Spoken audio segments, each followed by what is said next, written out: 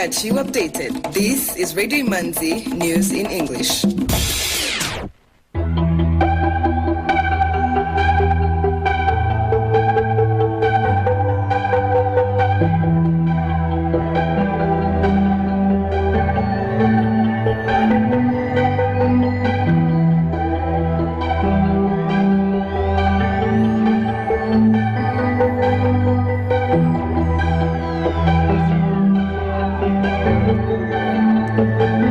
This is Radio Imanzi, broadcasting from Kigali. Here is the news in English, brought to you by Fiona Umuganwa.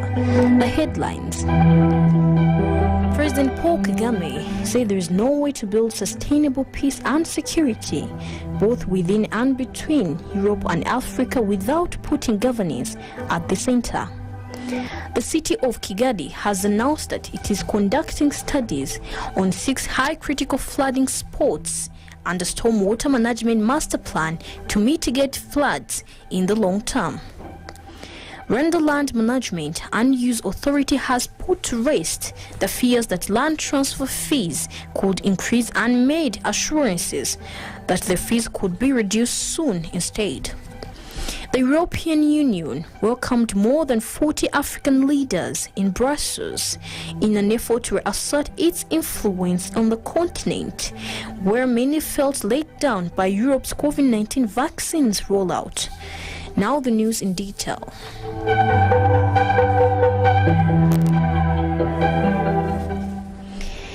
President Paul Kagame said there is no way to build sustainable peace and security, both within and between Europe and Africa, without putting governance at the center. The president shared the remarks at the Europe-Africa Summit in Belgium. The Rwandan president said, "Good politics and governance are like a healthy human body. Where governance is compromised, it is like having a weak immune system, which is vulnerable to all kinds of opportunistic infections or attacks." He pointed out that both continents can't afford to stand aside and watch when lives of innocent civilians are at risk. Europe's stability is also at stake, where neighbors and the threats are transnational and cross-border. Africa and Europe needs new thinking and new templates for joint action on counter-terrorism and peace support operations. President Paul Kagame also pointed out the need for a relationship between the European Union and the African Union that is meaningful and produces concrete results.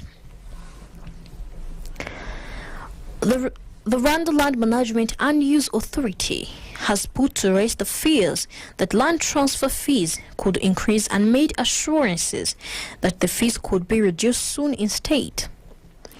Following the decision to give powers to private notaries to oversee land transactions, the public has been wondering if they will be charged extra fees. The Ombudsman Office requested that concerned entities should consider a way to lower that cost based on the land size, location, and its intended use or value. The Director General of Rwanda Land Management and Use Authority, Esperance Mukamana, says the law is being revised with the Ministry of Finance and Economic Planning to ensure the fee is lowered as soon as private notaries are also given power to oversee land transactions. The city of Kigali has announced that it is conducting studies on 6 high critical flooding spots and stormwater management master plan to mitigate floods in the long term. The revelation was made following the weather forecast from March to May this year, which was disseminated this morning, showing that some parts of the country are likely to face floods, including Kigali City.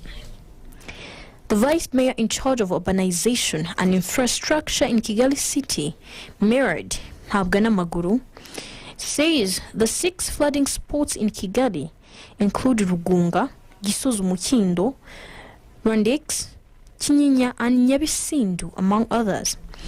Meanwhile, he said that during the forthcoming heavy rainy season, the city is implementing and mobilizing all citizens to the short-term solutions of stormwater management to reduce flooding and disasters caused by heavy rains.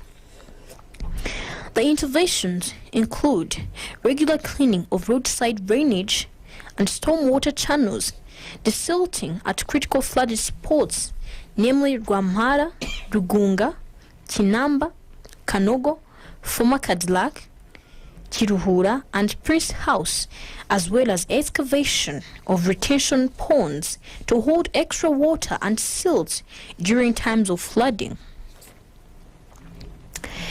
People across the country are proud of their contribution to the implementation of community planning programs and call for continued efforts since it helps the country's growth. The Ministry of Local Government says they started this initiative to teach people that the activities and infrastructures built belong to them and they should be well maintained. The Rwandan government has made community-based planning one of its top goals in order to ensure the country's sustainable development. Persistent fire outbreaks in Gicumbi district are causing concern among the residents who claim they are not well prepared to deal with fires said to be caused by electrical faults. Those concerned are calling upon the authorities to provide them with firefighting equipment such as fire extinguishers.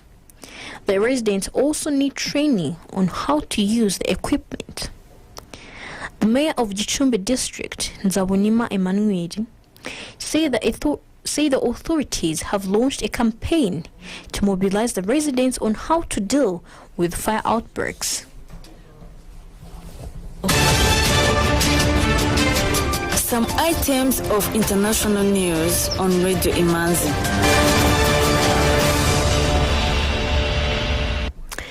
The Democratic Republic of Congo's President, Felix Tshisekedi, lashed out at cases of indiscipline at all levels of the military and told army officers to remain apolitical.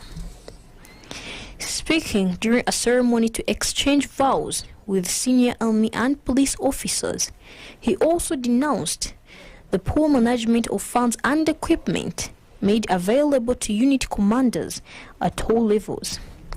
Tshisekedi's warning comes after the arrest of his security advisor fueled speculation of division within the government or even suggestions of a coup attempt. Uganda has announced a 2-year suspension of its membership from the International Coffee Organization in an attempt to pressurize the organization to address its concerns as a coffee-producing country. Uganda has been trading its coffee under the 2007 ICO agreement, which stakeholders say does not favor farmers.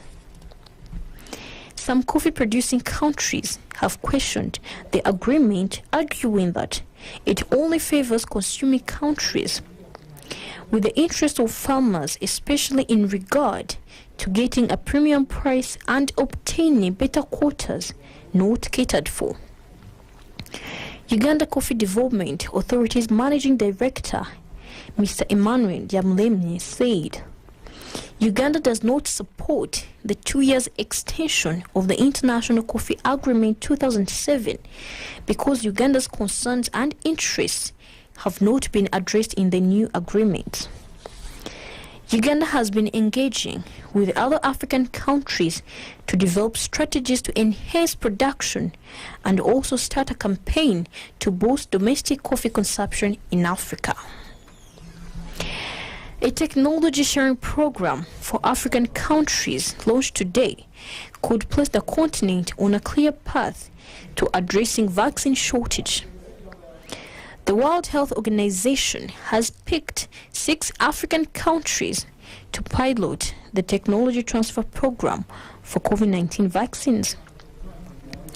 Dr. Tedros Adhanom Ghebreyesus, the head of the World Health Organization, said that Egypt, Kenya, Nigeria, South Africa, Senegal and Tunisia will receive mRNA technology as one way of boosting vaccine equity across Africa. According to the United States Centers for Disease Control and Prevention, the technology produces vaccines that boost immunity by teaching body cells to produce proteins that can trigger immune responses against infections. The European Union welcomed 40 African leaders in Brussels in an effort to reassert its influence on the continent, where China and Russia have made hefty investment in roads and where many felt let down by Europe's COVID-19 vaccines rollout. The European Union offered several packages of support at the summit to bolster health, education and stability in Africa, and pledged half of a new €300 billion investment drive launched to rival China's Belt and Road Initiative. European and other wealthy nations were heavily criticized for hoarding protective equipment and later vaccines during the pandemic, with some African leaders saying the slow pace of donations could lead to vaccine appetite. Several Russian military units have returned to their bases after completing drills in Crimea. Pro-Russian separatists accused the Ukrainian military of shelling in eastern Ukraine, while Ukraine's military said it has recorded dozens of ceasefire violations by separatists over the past 24 hours. A Russian-backed separatist leader in eastern Ukraine announced the evacuation of the Baikal region's residents to eastern Russia. Russia had agreed to provide accommodation for people leaving and that women, children and the elderly should be evacuated first. The United Nations Chief Antonio Guterres said it will be catastrophic if the Russia-Ukraine crisis escalated into a war. Ukraine's defense minister said his armed forces do not intend to attack eastern separatists to launch an operation to reclaim the Russia-annexed peninsula of Crimea by force, but he stressed that Ukraine would refrain from giving Russia any reason to attack.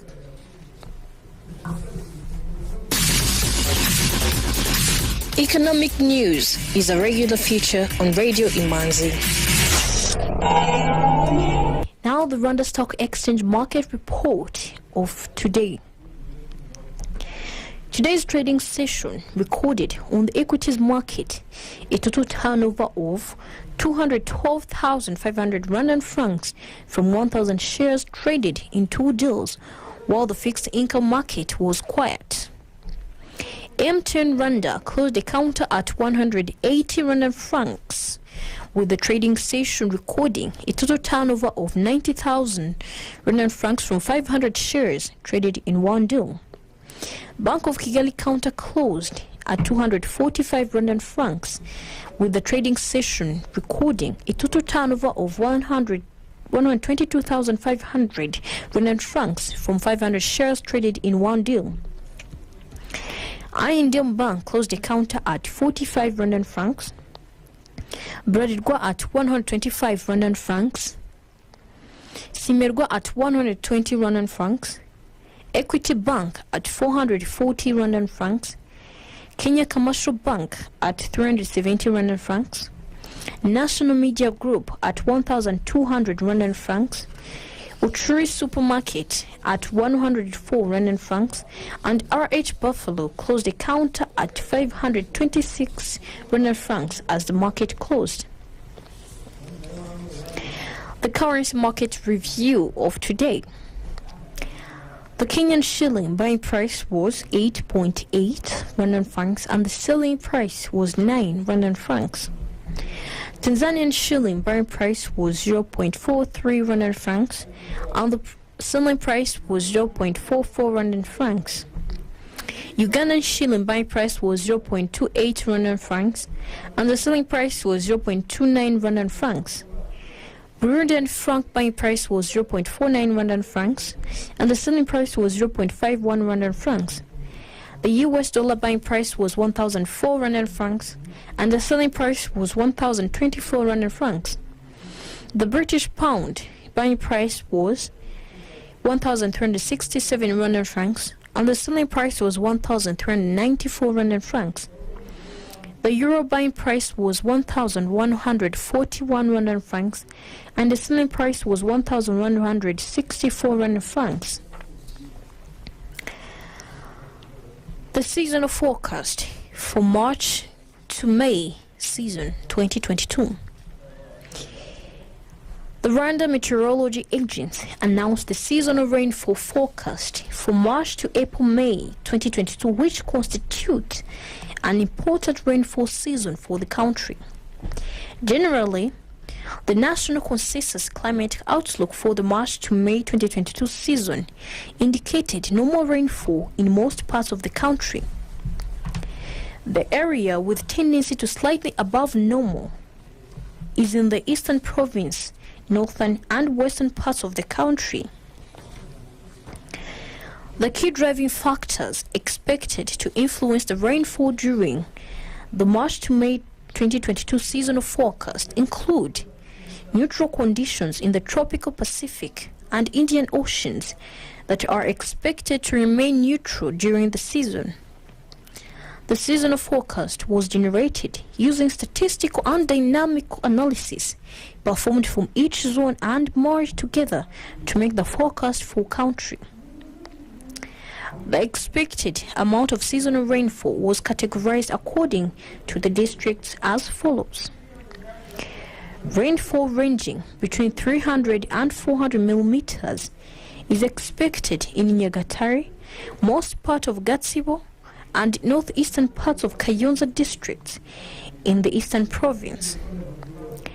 Rainfall ranging between 400 and 500 millimeters is expected in Kicukiro, Gasabo, and Nyarugenge in Kigali City. Bugesera, Kirehe, Ngoma, Rwamagana, southwestern parts of Gatsibo, and south and western parts of Kayonza districts in the Eastern Province. Muhanga, Kamonyi, Ruhango, Nyanza, Huye, Gisagara districts, eastern parts of Nyamagabe and Nyaruguru districts in Southern Province. Karongi, Ngororero, Rutsiro, most parts of Rubavu and small part of Northern Nyamasheke districts in Western Province. Southern parts of Gakenke, Rulindo and Gicumbi districts in the Northern Province. Rainfall ranging between 500 and 600 millimeters is expected in parts of Nyungwe National Park, mainly in western parts of Nyamagabe and Nyaruguru districts in Southern Province. Rusizi and most parts of Nyamasheke, Nyabihu, and northeastern parts of Rubavu district in Western Province. With that, we come to the end of tonight's edition.